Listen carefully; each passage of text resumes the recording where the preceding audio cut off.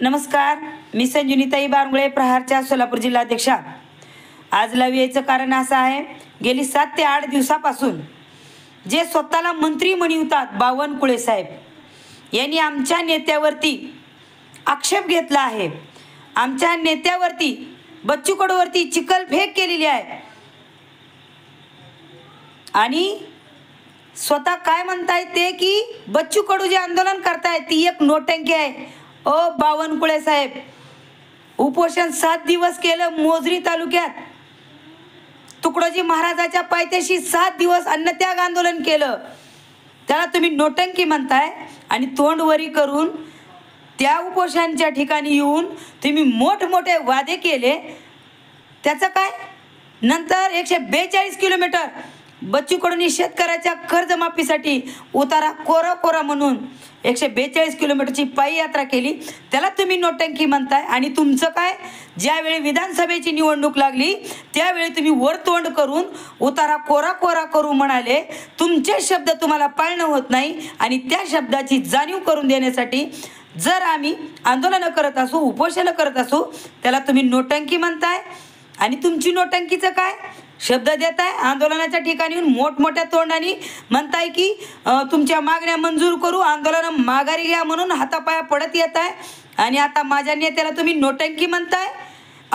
आये दिवसाला किती शेतकरी मरतात, शेतकरी मेला, कित्येक महिलेच्या कपाळाचं कुकू पुसलं, कित्येक आईची कोप तुम्ही उजडली, कित्येक भाऊ बहिणीमध्ये ताटातोड झाली. आये दिवसाला 7 ते 8 शेतकरी मरतात, त्याला तुम्ही नोटंकी म्हणताय. जरी कर्जमाफी केली तर तुमच्या बापाच्या खिशातली की तुमच्या बापाची प्रॉपर्टी विकून कर्जमाफी करणार आहेत का? आणि जरी दिव्यांगाला पेन्शन वाढ केली 1000 रुपये, ते 1000 रुपये वाढवण्यासाठी माझ्या नेत्याला उपोषणाला 7 दिवस अन्नत्याग करावा लागला, पायी यात्रा करावी लागली. आणि तुम्ही काय म्हणताय? देवेंद्र फडणवीस साहेबांनी आम्हाला 1,500 रुपयाचं 2,500 केलं. ते 2,500 करण्यासाठी आम्हाला दिव्यांगाला रस्त्यावर उतरावं लागलं, मोठमोठी आंदोलनं करावी लागली. त्यावेळी कुठं 1000 रुपये वाढवले का? तुम्ही तुमच्या खिशातले पैसे वाढवले का? आणि वाढवून का उपकार केला का? किती वाढवले तुम्ही? 1000 रुपये टिकल्या. आंध्राकडे बघा 6,000 रुपये पेन्शन आहे, दिव्यांगाच्या बऱ्याच योजना आहेत. तुम्ही काय केलं? या सरकारनं फक्त आमची फसवणूकच केलेली दिसून येते. आणि तुम्ही वरनं मोठमोठ्या डिंक्या वाजवताय काय? आणि बच्चू कडूचं आंदोलन म्हणजे नोटंकी. विधवा निराधाराला न्याय देण्यासाठी आंदोलन केलं, त्याला नोटंकी. शेतकऱ्याला न्याय मिळण्यासाठी 7/12 कोरा करण्यासाठी आंदोलन केलं, त्याला नोटंकी म्हणताय का? पण हा शब्द तात्काळ तुम्ही माघार घेतला पाहिजे. तुम्ही आम्हाला हलक्यात घेऊ नका. जर आमच्या नेत्यावर कोण चिखलफेक करत असेल तर त्याची गय नाही, तुमचं तोंड कळ केल्याशिवाय राहणार नाव. लक्षात ठेवा. तुम्ही काय काय समजता तुम्ही आम्हाला? ज्यावेळी आंदोलन करता 3 जुलैला जी तुम्ही मिटिंग घेतली विधान भवनामध्ये 12 आमदाराबरोबर, मग ही नोटंकी होती का? म्हणजे आम्हाला काय तोंडाला पानं पुसता काय? खोटं बोलून आम्हाला आंदोलन माघारी घ्यायला लावता आणि परत तुम्ही आमच्याबरोबर बैठका बसवता, मग ती तुमची नोटंकी होती का? 2 तास 3 तास तुम्हाला 10 मिनिटं 3 मिनिटं तुम्हाला बसणं झालं नाही. बाथरूमच्या निमित्तानं रूममध्ये जाऊन काजू बदाम खाऊन येत होता. माझा नेता तसा केला नाही ना. उपोषणाला बसला, आंदोलनं केली, तासभर तुम्हाला उपोषी बसता येत नाही आणि तुम्ही कुण्या तोंडानं बोलता? ठीक आहे ना, शेतकऱ्यासाठी केलेली नोटंकी म्हणता का?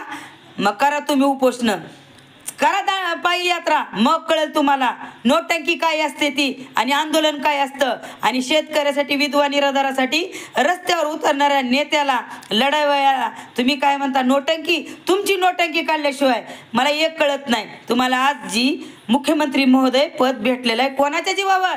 आमच्या जीवावर, जनता जनार्दनाच्या जीवावर. आमच्या जीवावर मोठे होता, आमच्या जीवावर आमदार मंत्री होता आणि आमचा शेतकरी रोज मेला तरी त्याला तुम्ही नोटंकी म्हणता. आया बहिणीचं कुकू पुसून काढलं त्याला तुम्ही नोटंकी म्हणता. अरे तुम्ही आमच्या जीवावर मोठे झालात आणि वरनं टेजवर मोठ्या डिंक्या वाजवत असाल ना बावनकुळे साहेब.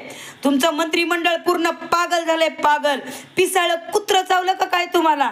आया दिवसाला कोण ना कोण मंत्री आमदार असेल, गरळ ओकल्यासारखं बच बच बोलता का? तुम्हाला मस्ती आली काय? मस्ती आली काय, सत्याची मस्ती आली काय, पण तुमच्या सत्याची मस्ती जिरवल्याशिवाय प्रहार राहणार नाही, लक्षात ठेवा. तुम्हाला वाटतं आज आम्ही सत्तेवर आहोत म्हणजे आमचा हम बने सो कायदा, ध्यानात ठेवा. जी तोंडात येईल ती जर तुम्ही बोलत असाल तर त्या तोंडाला काळं केल्याशिवाय ही प्रहार संघटना गप्प बसणार नाही. तात्काळ बच्चू कडूची माफी जर मागितली नाही तर तुम्हाला रस्त्यावर फिरायचं बंद होईल, लक्षात ठेवा. बावनकुळे साहेब, तोंडावर शिजी आणि मागं पोटभाजी ही जी तुमची चाल आहे ना, बंद करा. आणि दिव्यांगाला 1000 रुपये पेन्शन एवढं का उपकार केला नाही, आंदोलन करावं लागलं, उपोषणं करावी लागली तेव्हा कुठं 1000 रुपये वाढवल्या आणि तुम्ही देवेंद्र फडणवीसाचं नाव घेता का? आतापर्यंत का देवेंद्र फडणवीसांनी पगार वाढ केली नाही का? उतरू दिलं आम्हाला रस्त्यावर का? आकाशवाणीवर आंदोलन करावं लागलं का? रस्त्यावर बसून आंदोलन करावं लागलं का? 142 किलोमीटर पायी यात्रा माझ्या नेत्याला करावी लागली. हे काय तुमच्या डोळ्यात मात्या गेल्या होत्या का त्यावेळी? आणि झालेल्या ज्या मागण्या मंजूर तुम्ही नेत्याची तुमच्या नावं करता.